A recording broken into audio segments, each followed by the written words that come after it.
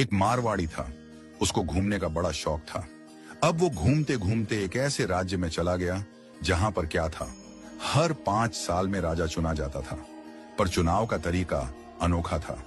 एक हाथी आता सूंड में माला लेकर और सबके बीच घूमता था। जिसके गले में वो माला डाल देता वही राजा बनता था। अब क्या हुआ, हाथी आया माला लेकर, थोड़ी देर इधर उधर देखा और जाकर माला इस मारवाड़ी के गले में डाल दी। मारवाड़ी हैरान, अरे भाई, मैं तो घूमने वाला आदमी हूं, ये कहां फंसा दिया। खैर, उसे राजा बना दिया गया, सिंहासन पर बिठाया गया। राजपुरोहित आया, तिलक करते हुए शर्तें सुनाने लगा। भैया, आपको 5 साल के लिए राजा बनाया जा रहा है, लेकिन 5 साल पूरे होते ही आपको यहां से सैकड़ों किलोमीटर दूर एक उफनती नदी के किनारे छोड़ दिया जाएगा। उस नदी में घड़ियाल हैं, मगरमच्छ हैं, जिनकी वजह से आप नदी पार नहीं कर सकते। अगर किसी तरह पार कर भी गए तो उसके बाद आएगा एक गहरा जंगल जिसमें हिंसक जानवर और खतरनाक राहें हैं। वहां आप जानो और आपकी किस्मत। अब तक जो भी राजा बना था उसे मालूम था कि 5 साल बाद मरना तय है, तो वह 5 साल बस ऐश करता था, भोग विलास, मजा, तामझाम। लेकिन यह मारवाड़ी अलग निकला। उसने सोचना शुरू किया, अब मुझे 5 साल बाद क्या करना है। राज्य की जो भी आमदनी आती थी उसमें से 51% जनता की भलाई में लगाने लगा और बचे हुए 49% से उसने अपने आगे की प्लानिंग की।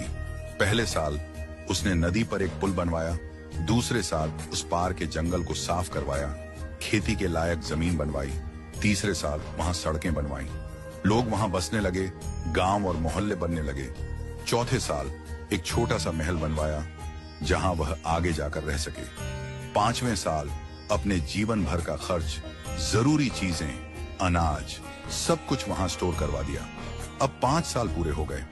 परंपरा के अनुसार लोग उसे ढोल नगाड़ों के साथ विदा करने आए। लोगों की आंखों में आंसू थे। कहने लगे, ऐसा राजा हमने पहले कभी नहीं देखा। वो राजा था मारवाड़ी, शांत मुस्कान के साथ सबको प्रणाम किया और उस पुल पर चढ़ गया जो उसने खुद बनवाया था। लोग अवाक रह गए। हजारों राजा आए गए, मारे गए, लेकिन ये पहला राजा था जो भवसागर को पार कर गया। कथा का संदेश, हम सभी इस धरती पर सीमित समय के लिए आए हैं। ये जीवन 5 सालों की तरह है।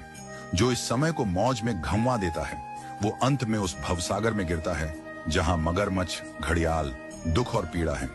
लेकिन जो जीवन का उपयोग अच्छे कर्मों, जनसेवा और प्रार्थना में करता है वो इस जीवन से परे उस पार पहुंच जाता है। तो आज ही से भवसागर पार करने के लिए अपना पुल बनाना शुरू कीजिए, ताकि जब आपका कार्यकाल समाप्त हो तो आपको भी सीधे ठाकुर जी के पास बैकुंठ में वास मिले और आपके अच्छे कर्मों की वजह से आपको हमेशा के लिए याद रखा जाए।